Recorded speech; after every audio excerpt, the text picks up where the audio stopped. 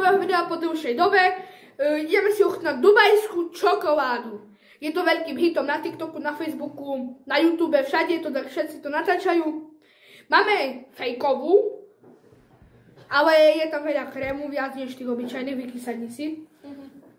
No, ideme to ochutnať. Už sme si to teraz otvorili a je to tak roztopené, fajne. Takže ideme na to. Poviem vám, jak to chutí. Ale naozaj sa to tak otvára, to na tom dobrá. Vyzerá dobré. Joj. Krémovo strašne.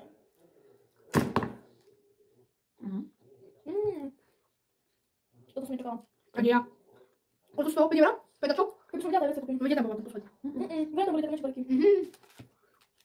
Môžem to rozpívať na jazyku. Lebo ja roztopená, opäť. Čokoláda, ale tá čokoláda, tá náplň je strašne krémová a taká, aká má byť, a je to aj chrumkavé. A tak chytíte tú čokoládu, tak normálne ju aj stlačíte v ruke, jak normálnu. Je to strašne krehké, čo sa mi na tom páči. Tá čokoláda Chutí je to. Nemám na to nič Podľa lepšie mňa povedať. chutí to ako horávka, ale lepšie než horávka. Vôbec to nechutí čokoládka. Mne to pripomína horávku. Prijem mi vodu, prosím ťa. Zalepuje mi to ústa, ďakujem.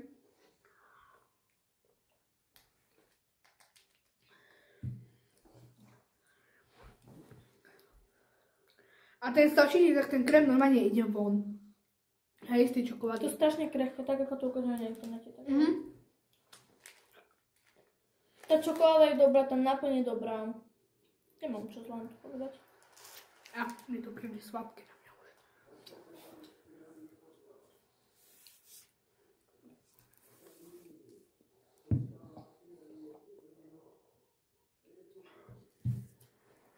Ale na videu tá farba vyzerá inak.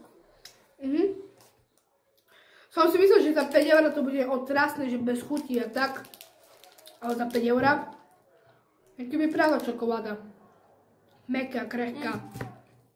Mal som kúpiť viacej.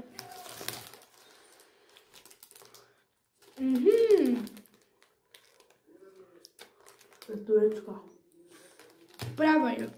Nie je pravá. Nie je práva, ale lepšie než to tie ostatné.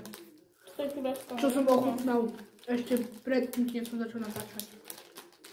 Mal som jednu za 13 €, že veľa krému. Dal som na polovičku kréma nič. Vôbec krehké to nebolo.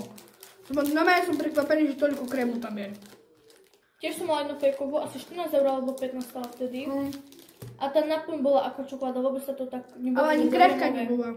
Nie, to sa nedalo stlačiť. A nemalo to dobrú chuť. Ale toto neporovnateľné.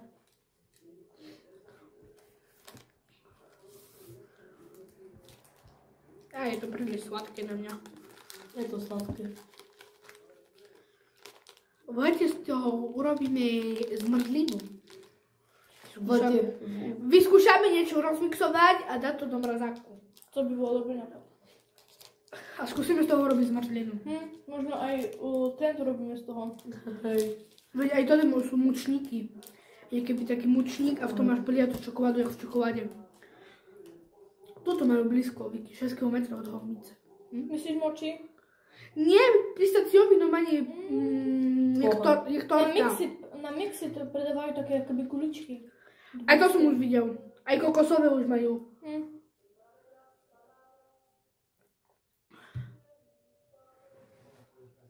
Ale to asi to je koniec, nie? Hej, chod. Tak ľudia, dajte tu like, odber, zvonček a vidíme sa u ďalšieho videa. Ďalšie video z bunkru by malo vyjsť asi na druhý týždeň, máme veľkú zlé počasie. Nie až tak dobre, takže to vyjde až tak na budúce niekedy.